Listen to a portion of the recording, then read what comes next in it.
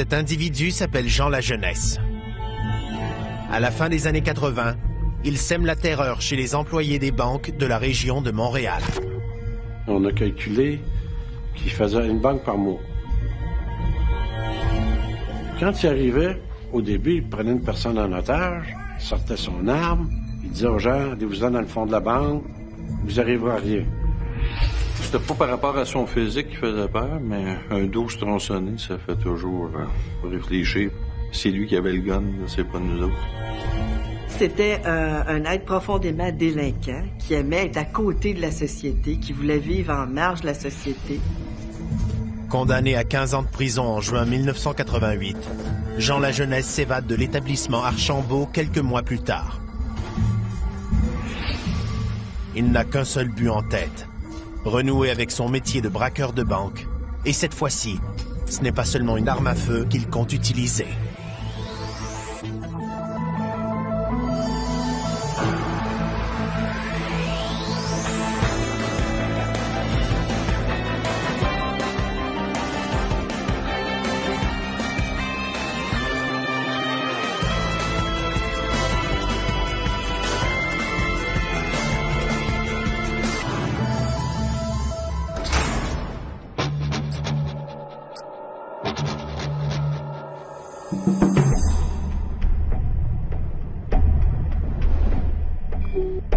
À l'automne 1988, Jean Lajeunesse est détenu à l'établissement Archambault situé à Sainte-Anne-des-Plaines, dans les Basses-Laurentides. Il est considéré comme un prisonnier exemplaire. Il parlait pas fort, il était calme, il était toujours à son affaire. Il était tellement à son affaire que même le directeur du pénitencier n'a jamais entendu parler de lui tout le temps qu'il était là. Jean Lajeunesse, comme prisonnier, je peux pas dire que c'était quelqu'un de dérangeant. À titre de directeur, je peux vous dire qu'on connaît habituellement beaucoup plus les détenus dérangeants, les cas dangereux. Dans le cas de la jeunesse, rien de particulier. Toujours à sa place, toujours le même rituel, toujours à telle heure, toujours à la même place. C'était pas un détenu à taureau contrairement aux autres là, qui veulent battre tout le monde. Le criminel âgé de 38 ans traîne pourtant un lourd passé judiciaire pour des vols qualifiés commis presque exclusivement dans des banques au cours des 15 dernières années. Jean Lajeunesse, comment c'est jeune, semble-t-il. Entre 20 et 25 ans, là, il a commencé son métier. Je sais qu'il vient d'une très bonne famille, que c'était le seul délinquant de la famille. Il a toujours dit que lui avait pris ce chemin-là parce que c'était ça qu'il voulait faire dans la vie.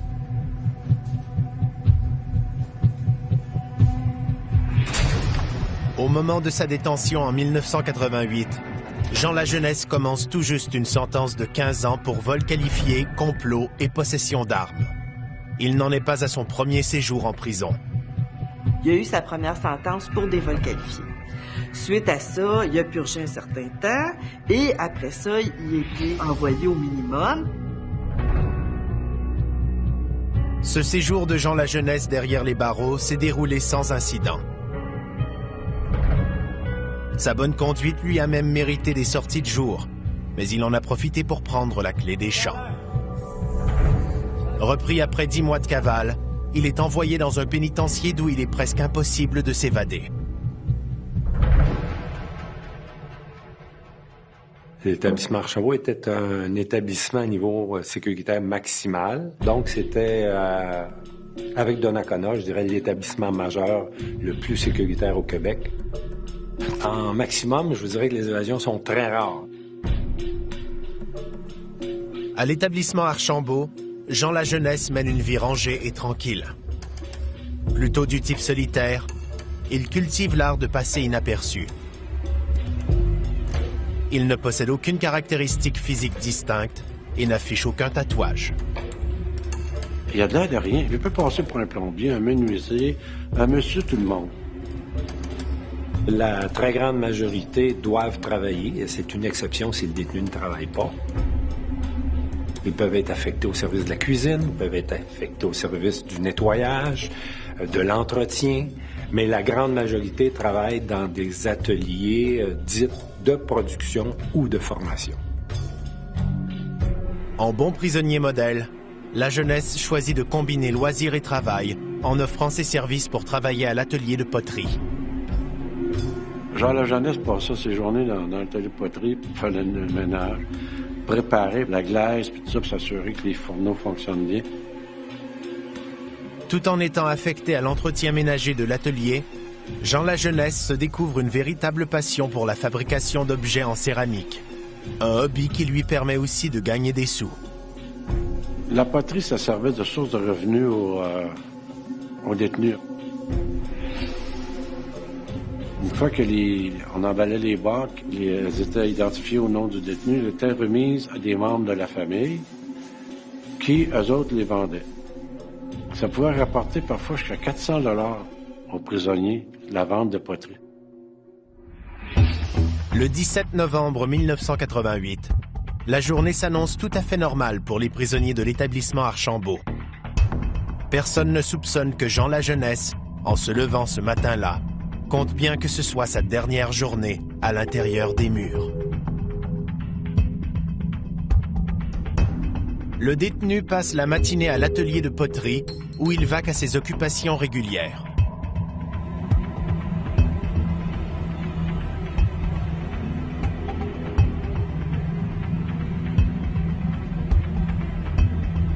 Puis, en début d'après-midi, Jean La Jeunesse se rend dans le secteur des visites où l'attend un homme prétendant être son frère.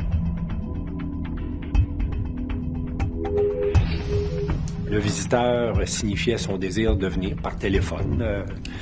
Et lorsqu'il s'y présentait, nécessairement il était identifié. Il était admis au secteur de la visite, qui était à cette époque-là une visite contact. Auparavant, dans des établissements à sécurité maximum, c'est comme on voit dans certains films, c'était la visite derrière une paroi vitrée. Mais l'établissement Archambault, à l'époque, était doté de visites contact dans une salle où les détenus sont assis à une table fixe.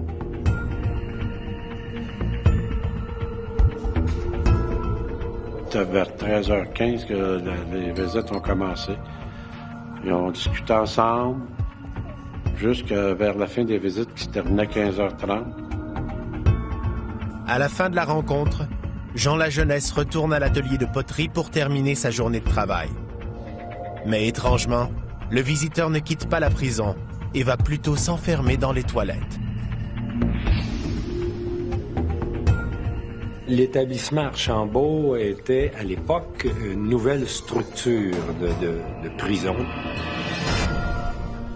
C'était ce qu'on peut appeler une prison intérieure, c'est-à-dire qu'on pouvait communiquer avec tous les secteurs de la prison sans aller à l'extérieur du pénitencier.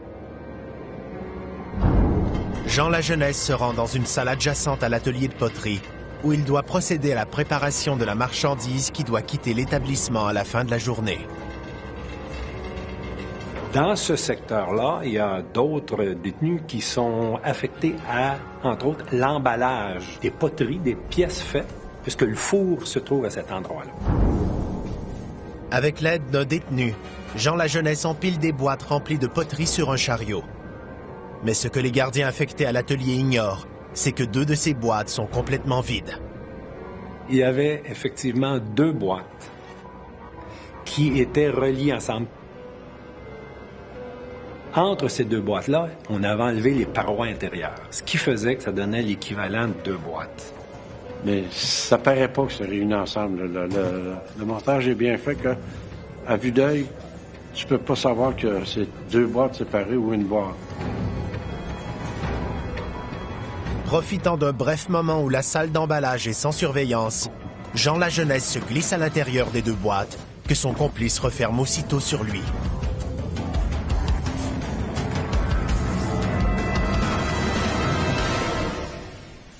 La Jeunesse, il n'a pas trop misé à se dire là-dedans parce qu'il s'est fait maigrir en prison. Il pesait plus de 100 livres quand il est rentré au pénitencier, puis il était rendu à 90 livres environ. Le complice pousse le chariot vers la sortie de l'atelier, convaincu que nul ne peut soupçonner une présence humaine à l'intérieur de son chargement. Mais la partie est loin d'être gagnée pour autant. Il va falloir franchir non pas un, mais 2 contrôles de sécurité avant que la jeunesse ne puisse goûter à la liberté.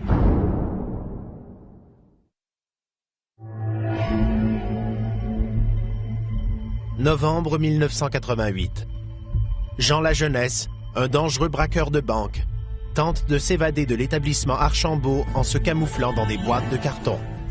Son complice, qui transporte la livraison de poterie vers la sortie, doit maintenant franchir 2 contrôles de sécurité. Nerveux, il peine à garder son calme et craint d'être démasqué. Une fois la boîte fermée, le détenu s'en va avec le chariot. À ce moment-là, il y a un gardien qui est là. Il lui dit, ça, c'est des boîtes que quelqu'un va venir chercher pour la poterie de la jeunesse.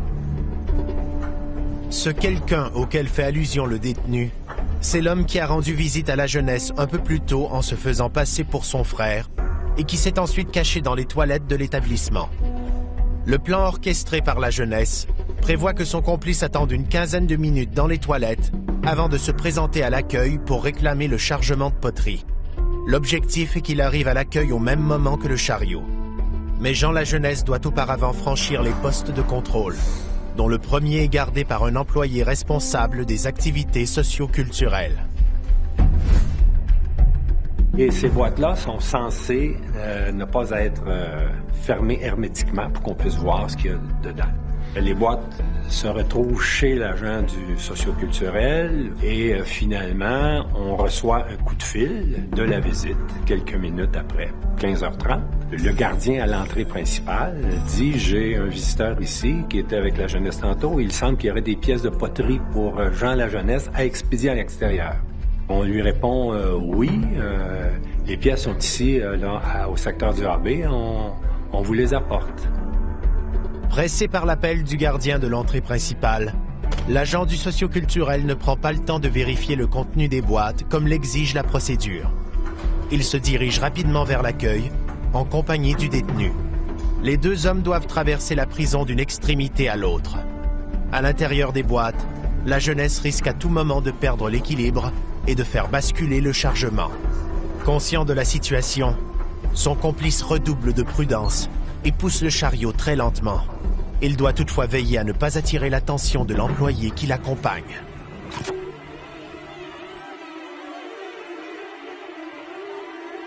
Il y a des contrôles sécuritaires, des portes métallisées, gardiens armés dans les contrôles qui ouvrent les portes seulement si le détenu a une passe ou s'il est accompagné d'un fonctionnaire. Le chargement et son passager clandestin atteignent la salle des visites sans éveiller les soupçons. Arrivé à cet endroit, le détenu doit laisser le chariot à l'agent socio-culturel et rebrousser chemin. L'employé se rend jusqu'au comptoir d'accueil, où l'attend le faux frère de Jean Lajeunesse. À l'intérieur des boîtes, la jeunesse se croise les doigts. Il sait que le gardien en poste à l'accueil doit effectuer un 2e contrôle du contenu des boîtes. Mais il compte sur le fait que le quart de travail des employés se termine dans quelques minutes et qu'ils sont souvent pressés de quitter.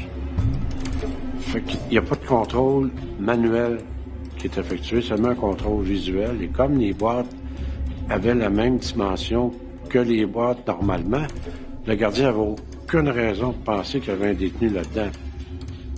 Mais le plus difficile reste à venir pour le complice de Jean Lajeunesse, qui devra transporter les boîtes une à une jusqu'à sa voiture stationnée environ 200 mètres plus loin. Mais là encore, il va jouer de chance. On se rend jusqu'à la porte, on ouvre la porte, et là, on s'aperçoit que c'est frisquet dehors. Le gardien offre au faux frère, au lieu qu'il transporte une boîte à la fois à l'auto, qui est un peu loin, puis qu'il revienne avec la température, lui offre de prendre le chariot. Ce qu'il accepte. Le complice se dirige seul avec le chariot vers sa voiture. Il ne reste qu'un dernier obstacle à franchir avant que Jean Lajeunesse se retrouve en liberté. Cet obstacle, c'est la présence d'un gardien qui, du haut de sa tour, surveille le stationnement des visiteurs. Il s'assure que le gars qui est dans la guérite en haut, dans la tour, ne le voit pas et décharge les boîtes dans l'auto. Vu que le gardien dans la tour n'a pas une vue parfaite sur l'auto, il ne peut pas voir qu'est-ce qui se passe lors du déchargement. Une première, puis une seconde boîte sont déposées dans le coffre du véhicule. Mais au moment de soulever les boîtes dans lesquelles la jeunesse est dissimulée, celles-ci se défont et le fugitif est exposé au grand jour. Vif comme un chat, il bondit dans le coffre de la voiture et s'y blottit. Tout ça s'est passé si vite que le gardien de sa guérite n'a rien vu. Puis le faux frère va porter le chariot pas plus vite que quand il est arrivé avec. Rien ne peut laisser croire que lui il est pressé de se sauver et de s'en aller parce qu'il y a un détenu dans l'auto. Puis qu'il repère son auto, il démarre et c'est ainsi que la jeunesse se sauve. Dans le coffre de la voiture qui l'amène vers sa nouvelle vie, Jean la jeunesse jubile. Il n'a que trop hâte de renouer avec ses anciennes habitudes et déjà, il planifie son prochain vol de banque. Au même moment où la voiture quitte le périmètre de l'établissement Archambault, c'est l'heure du décompte de fin de journée à l'intérieur des murs. Donc, 4h moins 5 environ, on doit faire un compte officiel. Tous les détenus doivent être dénombrés. S'il en manque un, tout est paralysé, on cherche. Alors, le quart de travail qui travaillait de 8h à 4h fait son compte, il en manque un. C'est là qu'on s'aperçoit que Jean la jeunesse n'est plus là. Donc, là, c'est le branle-bas de combat. Les détenus restent confinés dans leurs cellules. On barre les cellules. Les gardiens fouillent l'établissement. Ils vont voir en poterie parce qu'ils savent qu'il était là. Au bout de quelques heures, il y a des détenus qui vont dire à la direction, cherchez-le pas, là, il est parti, la jeunesse. Et là, j'ai une information qui dit, est-ce que vous avez toujours vos caméras sur la sortie des visites en fin d'après-midi? Oui. Analysez vos bandes. On se dépêche à regarder les bandes. Et ce que l'on découvre, on découvre le fameux chariot. On voit le visiteur s'en aller avec le chariot. Les autorités de la prison convoquent immédiatement les 2 employés impliqués. Ceux-ci reconnaissent ne pas avoir respecté la procédure à la lettre. À ce moment-là, on se dit, bon, avec le témoignage des 2 employés, la jeunesse était certainement dans la boîte. Une autre séquence vidéo, captée par la caméra de surveillance située dans la salle des visites, va permettre à la direction de la prison de conclure qu'ils ont un fugitif en cavale. La jeunesse, pour se rendre au secteur de visite, n'a pas allé à l'extérieur. Et pourtant, on le voit en caméra à l'effet que pendant qu'il y a la visite, il porte un certain nombre, je vous dirais, de chandails. Il savait sans doute qu'il risquait d'être, je sais pas, à l'extérieur pendant une période donnée, au moment où il faisait froid. Immédiatement, les autorités avisent tous les corps policiers du Québec qu'un détenu du nom de Jean la jeunesse vient de prendre la clé des champs. Au quartier général de la police de Montréal, le directeur des crimes contre la personne reçoit cette information avec beaucoup d'appréhension. À la fin des années 70, début 80, Montréal était malheureusement la capitale des vols à main armée dans les institutions financières, avec plus de 900 vols qualifiés par année. André Tessier connaît très bien le criminel recherché, puisqu'il l'a traqué pendant sa première cavale, il y a à peine 2 ans. Une première évasion au cours de laquelle Jean la jeunesse a commis de nombreux vols qualifiés. Les voleurs de banque récidivent tout le temps. Les braqueurs de banque, ce sont des individus armés, donc potentiellement dangereux. Ce qui inquiète particulièrement le policier à ce moment-là, c'est que par le passé, le fugitif n'a pas hésité à prendre en otage des employés de banque pour arriver à ses fins. Quand son évasion était connue, c'est sûr que tous les corps policiers sont devenus sur le qui-vive parce qu'ils savent que la jeunesse, c'est un gars qui n'annonce pas ses vols d'avance. Donc, ils se retrouvent toujours devant le néant. Comment ça va se dérouler? Qu'est-ce qui va se passer? Cette fois-là, est-ce qu'il va y avoir mort d'homme ou enlèvement, séquestration? Toutes les hypothèses sont envisagées.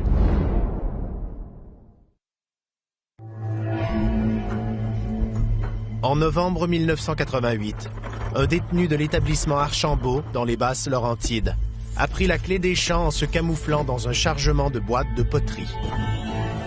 Cette évasion inquiète les policiers de Montréal, puisqu'ils savent que le fugitif, Jean la jeunesse, est un spécialiste des braquages de banque. Le service de police s'est intéressé à Jean la jeunesse dès le début de son âge adulte. Personnellement, c'est durant l'année 1986, suite à sa première évasion, nous l'avons soupçonné d'une série de vols qualifiés dans les institutions bancaires. Pendant cette première évasion, qui a duré 10 mois, Jean Lajeunesse s'est fait remarquer en commettant pas moins de 5 vols qualifiés dans des succursales bancaires. Les policiers se souviennent particulièrement de celui survenu le 18 mars 1987 dans le quartier Hochelaga-Maisonneuve, un braquage marqué par une prise d'otage.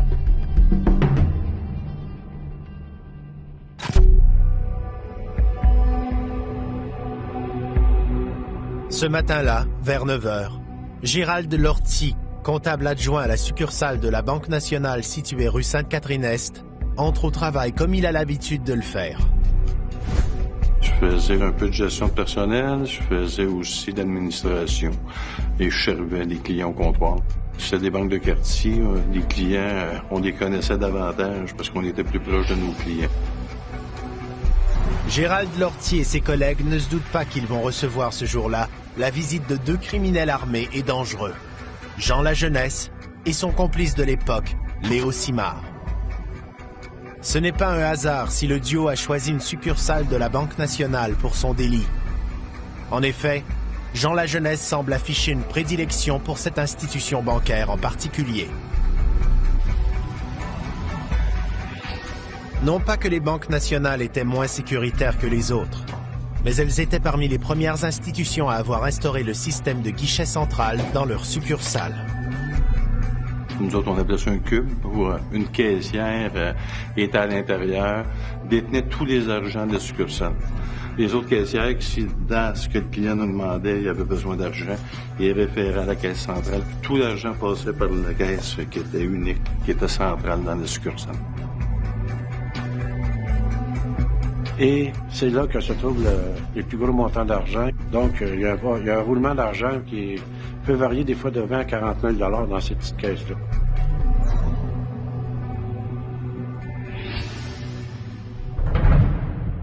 C'était un mercredi, aux alentours de 12h30, 1h. Je suis seul à mon bureau, puis je suis effectivement en train d'écrire, mais il y a peu de bruit dans le succursale parce qu'il n'y a pratiquement pas de clients. Fait que je me préoccupe pas de ce qui se passe dans le succursale. À quelques dizaines de mètres de là, sur la rue Sainte-Catherine-Est, les 2 braqueurs se préparent à prendre la succursale d'assaut. La jeunesse est armée d'une carabine tronçonnée de calibre 12. Fidèles à leurs habitudes, les 2 braqueurs se dirigent d'un pas décidé vers la banque. Mais ils doivent tout de même demeurer discrets afin de ne pas éveiller les soupçons.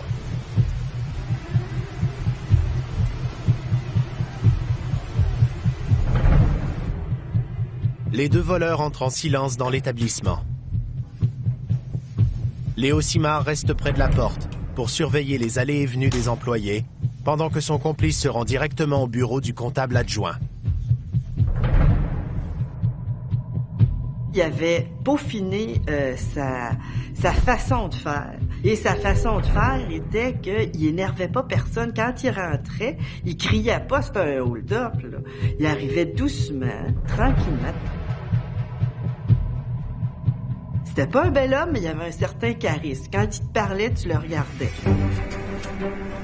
J'entends pas personne venir, sauf que à un moment donné, de touche tronçonnée du voleur me relève la tête. Fait que c'est par son fusil que la tête m'a relevé.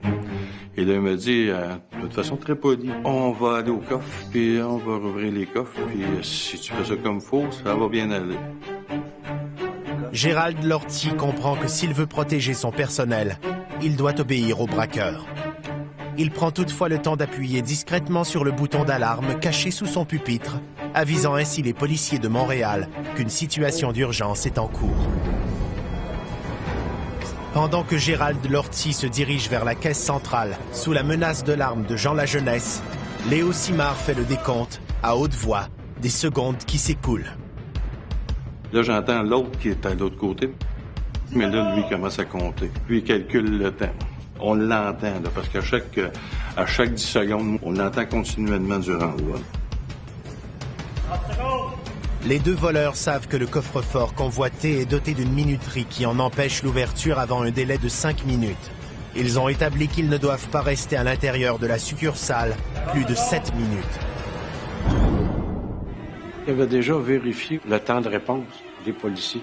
Tout dépendant, évidemment, de l'endroit, parce que c'est bien relatif, c'est le temps de réponse. Tu peux avoir une patrouille de police qui est à 2 coins de rue de la banque. On peut en avoir une qui est à 15 ou 20 coins de rue de la banque. Mais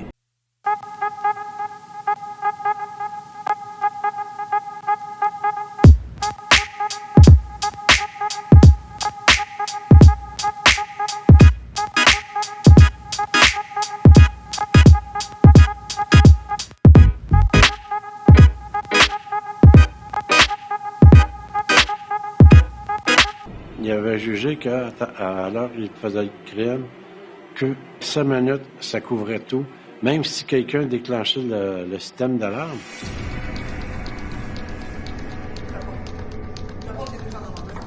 Je me dirige vers le cubicule et là, je me rappelle du nom le prénom de la caissière. C'est Nathalie. Mais Nathalie est prise de panique. Elle est dans le fond du cubicule. Elle veut pas ouvrir la porte. Sauf que c'est la seule personne qui peut déverrouiller la porte. Alors là, toujours sur un ton calme, sans s'énerver, la jeunesse dit, ben, dites-lui d'ouvrir la porte. Il lui dit, ouvre la porte. Faut que tu rouvres la porte. Il y a d'autres mondes. Donne-moi ton livre de combine, je vais m'arranger avec elle. Nathalie est restée écrasée dans le coin, gelée, là, elle bougeait plus, il n'y a plus un mot qui sortait, il n'y a plus une parole, elle est paniquée, là. Finalement, à force d'insister, Gérald Lortie réussit à convaincre la caissière d'obéir aux ordres de la jeunesse et de déverrouiller la porte.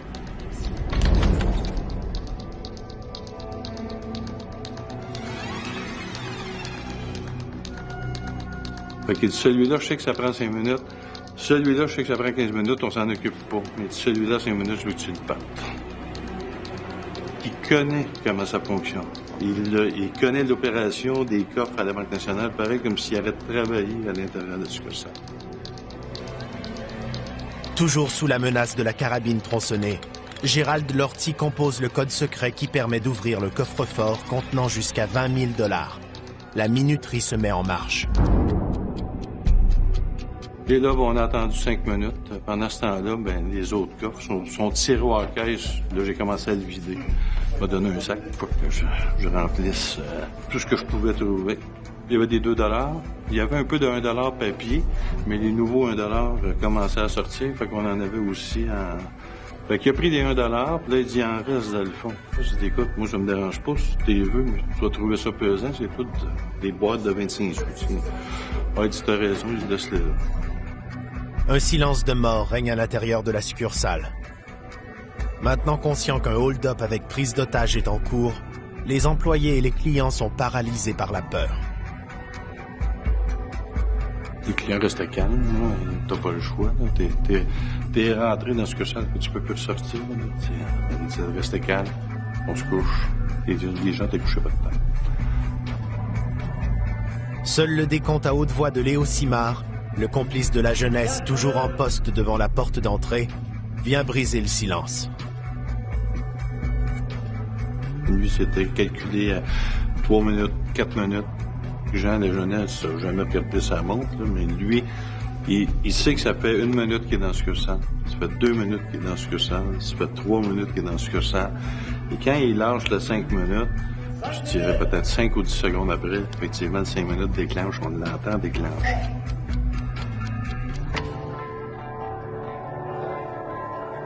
Gérald Lortie ouvre le coffre-fort qui contient surtout des billets de 50 et de 100 $.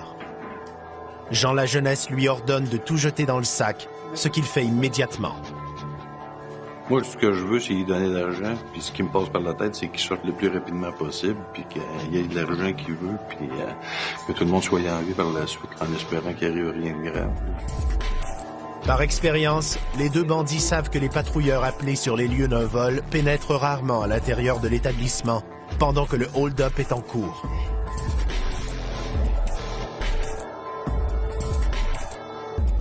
Les premiers intervenants, ce sont les patrouilleurs du secteur concerné qui, suite à un appel logé au 911, que ce soit le système d'alarme ou autre, les policiers doivent arriver de façon diligente et discrète sur les lieux, agir de façon sécuritaire et s'assurer que les suspects ont bel et bien quitté la banque avant d'y pénétrer. Mais les voleurs jouent de chance. Aucun patrouilleur ne s'est encore pointé au moment où Gérald Lortie finit de vider le coffre-fort. Les policiers avaient mis plusieurs mois avant de retrouver Jean Lajeunesse et de mettre un terme à sa première cavale.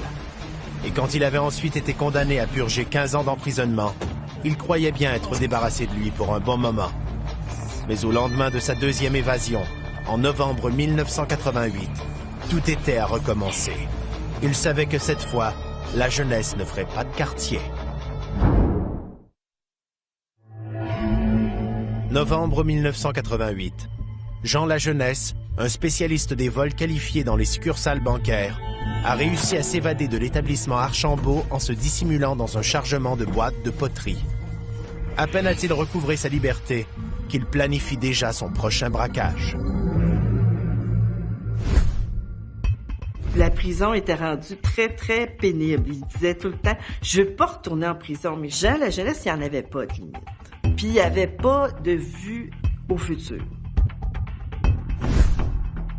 Les criminels qui réussissent sans se faire prendre pendant une longue période de temps prennent de l'assurance et se sentent invincibles. Ce sentiment d'invulnérabilité va amener Jean Lajeunesse à se montrer encore plus audacieux. En plus de se procurer une nouvelle arme à feu, il fait l'acquisition de quelques grenades dont il compte bien se servir lors de ses prochains braquages.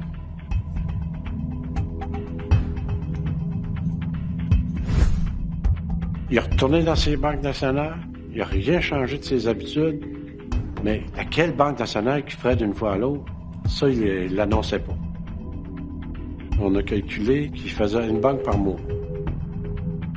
Dès les premiers hold-up, les policiers savent que l'auteur en est Jean Lajeunesse, puisque celui-ci ne prend même pas la peine de se cacher. En plus d'opérer seul, il se déguisait pas. Règle générale, il ne criait pas, parce que son arme faisait l'effet recherché, c'est-à-dire que les employés obtempéraient à ses instructions. Il se cachait pas. Ce qu'on trouvait un peu curieux, c'est que même il y a certaines caissières de Banque nationale qui changent de succursale, puis qui le reconnaissaient. Non seulement Jean Lajeunesse commet ses vols à visage découvert, mais il prend un malin plaisir à passer des messages aux policiers. Et parfois même, il s'identifiait aux employés de la banque en disant, vous direz aux policiers, selon son vocable, que c'est Jean Lajeunesse. Ce qui le motivait, c'était de jouer au chat et à la souris avec les policiers. Ça aussi, il aimait beaucoup ce jeu-là d'autorité, de surmonter l'autorité, d'être capable de déjouer des choses, déjouer des systèmes de sécurité. Ça le passionnait vraiment beaucoup. Pendant les 6 premiers mois de sa deuxième cavale, Jean Lajeunesse commet pas moins de 6 hold-up. Déterminés à le neutraliser le plus rapidement possible, les policiers de Montréal décident de faire appel au grand public.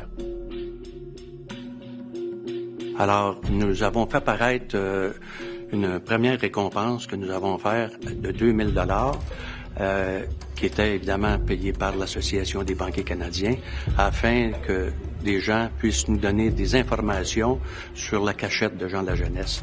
Puisqu'il était en cavale, il changeait de cache fréquemment. Avec le butin amassé lors de ses braquages, Jean Lajeunesse se paie du bon temps. Il fréquente les bars du centre-ville de Montréal et ne se refuse aucun plaisir.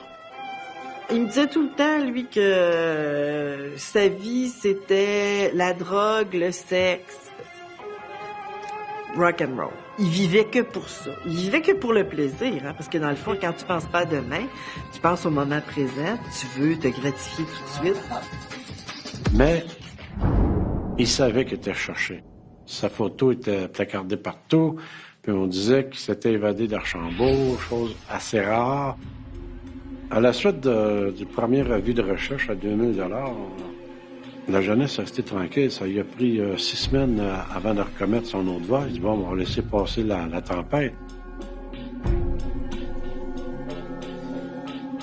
Malheureusement, cette première offre de récompense-là n'a pas donné les résultats escomptés. Probablement parce qu'il était beaucoup plus prudent à ce moment-là. Et dans le but de délier davantage les langues, au mois de décembre, nous avons augmenté la récompense à 5 000 $ et nous étions bien confiants de pouvoir obtenir des informations avec ce montant-là. Au moment où l'avis de récompense de 5 000 $ est publié dans les journaux de la métropole, soit le 9 décembre 1989, Jean Lajeunesse est en cavale depuis un peu plus d'1 an. Il a commis à ce jour 13 vols qualifiés dans des succursales de la Banque nationale de la grande région de Montréal. À l'époque, on parle de 88-89, là, les banques n'aimaient pas la publicité, donc ça prenait du temps avant que les récompenses sortent.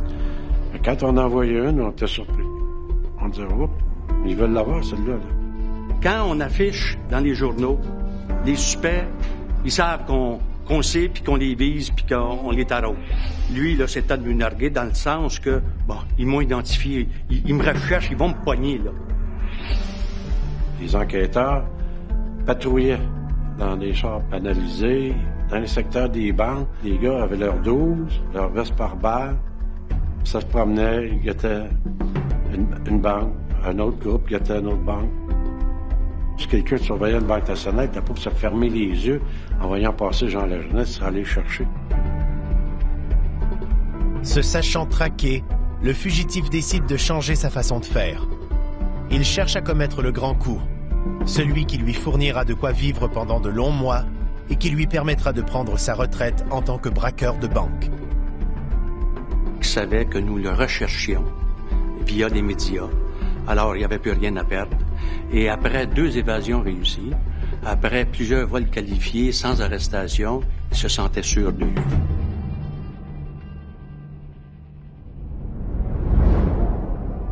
À l'approche de la période des fêtes, le braqueur est prêt à mettre son plan final à exécution. Il entend toutefois changer de secteur en ciblant une succursale de la Banque nationale située sur le boulevard Fernand-Lafontaine à Longueuil. C'est une nouvelle succursale, ça, qui avait été établie dans un nouveau domaine à Longueuil, là. Et puis, pour servir la clientèle, c'était la majorité des professionnels, là, alors qui pouvaient venir jusqu'à 6 heures le soir, là. Claudette Briand est directrice de crédit commercial sur le boulevard Fernand-Lafontaine depuis quelques mois seulement. Mais au cours de la dernière année, alors qu'elle travaillait dans d'autres succursales, elle a eu la visite de Jean Lajeunesse à 2 reprises. C'est un évadé de prison, oui. Alors, oui, il était connu. Son nom était sur toutes les lèvres. Tout le monde savait qui était Jean Lajeunesse. Le 28 décembre 1989, autour de 14h50, Jean Lajeunesse pénètre à l'intérieur de la succursale du boulevard Fernand-Lafontaine. Cette fois-ci, il n'a pas l'intention de se contenter du contenu du coffre-fort qui requiert seulement 5 minutes d'attente. Il est arrivé avec un sac de sport, puis il l'a laissé près de la porte d'entrée. Il s'est dirigé au comptoir. Là, il a commandé une traite de banque. Puis, il y a un coup qui a été servi. Il est retourné à son sac, là, près de la porte d'entrée.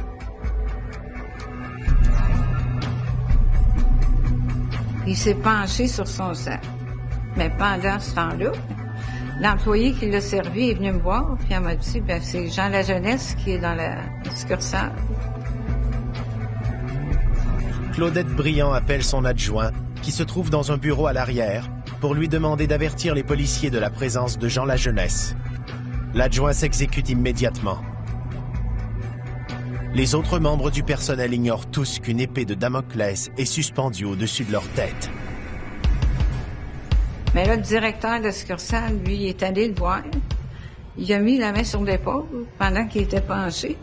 Puis il a demandé s'il pouvait l'aider. Jean Lajeunesse répond au directeur en sortant un revolver de son sac, ainsi qu'une grenade, une arme qu'il n'a jamais utilisée à ce jour. Mais il y a toujours une première fois.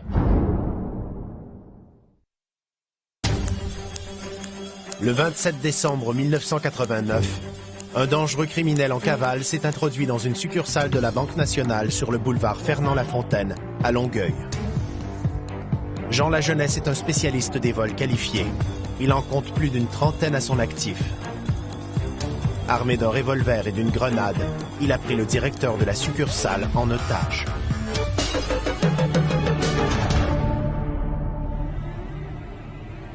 Il a amené avec lui le directeur dans le milieu de la place réservée à la clientèle.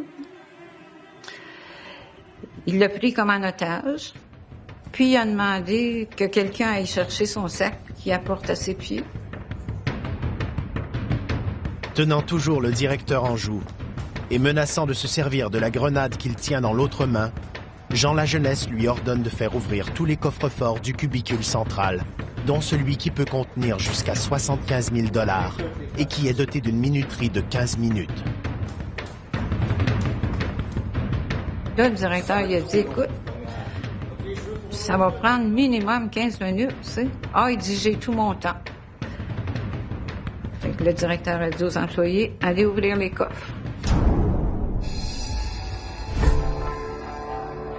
Est-ce que cette journée-là, en rentrant dans la banque à 3h moins quart, il pensait que la banque fermait à 3h et il a dit « j'ai amplement le temps ». Cette journée-là, elle fermait à 18h. Le temps qu'il pensait avoir, il l'a plus. Jean Lajeunesse semble en effet miser sur la fermeture imminente de l'établissement. Il pense peut-être qu'une fois la porte d'entrée verrouillée, les policiers ne seront pas en mesure d'entrer dans la banque. De toute façon, le fugitif n'a plus rien à perdre. Il est même prêt à amener un otage avec lui si des patrouilleurs l'attendent à l'extérieur. Il a d'ailleurs apporté des menottes à cet effet. C'est le coup de sa vie. Tu sais, il risquait le tout pour le tout. Il y avait des menottes. Fait qu'il y avait sûrement des intentions un petit peu croches. Entre-temps, les combinaisons sont faites. La police de Longueuil reçoit l'appel. Les policiers arrivent. La jeunesse s'en rend pas compte. Les premiers patrouilleurs arrivent sur les lieux. Ils entrent dans la succursale et interpellent aussitôt le bandit. Il y a un policier qui rentre, dégaine, il dit à la jeunesse, jette tes armes. Les armes qu'il y a, c'est un revolver dans une main puis une grenade dans l'autre. Puis au lieu de ça, mais il s'est avancé vers le policier avec les deux armes. Pendant qu'il avançait, mais le directeur, lui, s'est sauvé. Il est parti rejoindre le reste des employés. La jeunesse s'avance vers le policier. Deuxième avis, jette tes armes. Continue à avancer. Troisième avis, jette ses armes. Là, il est proche du policier. La tension est palpable à l'intérieur de la succursale, tandis que les deux hommes se dévisagent, immobiles. Pendant d'interminables secondes, employés et clients retiennent leur souffle. Tout le monde est nerveux, puis personne parle. C'est le silence complet, là, tu sais. On entendrait une mouche voler, là. Tu te demandes s'il va la faire sauter. Le fugitif fait un pas de plus vers le policier. Se sentant menacé, celui-ci ouvre le feu et l'atteint en plein cœur. Jean Lajeunesse s'écroule au sol. Il a tiré dans la poitrine. Puis il est tombé comme ça par en arrière. Quand je l'ai vu tomber, je suis allée près de lui. Je voulais pas qu'il meure tout seul. Fait qu'il y a une âme compatissante à ses côtés. Ça n'a pas été long. Il a émis des gémissements, des sons d'agonie. Quand je suis arrivée près de lui, là, il a poussé son dernier soupir. Là, tu sais, je veux dire, il s'est éteint, là. À l'âge de 39 ans, après avoir commis une trentaine de hold-up dans des succursales de la Banque nationale, dont 14 dans la dernière année seulement, Jean Lajeunesse est mort comme il a vécu. Je me disais, c'est ce qu'il voulait. Il voulait pas revenir en dedans. Ça, il me l'avait dit, ils me rattraperont jamais vivant.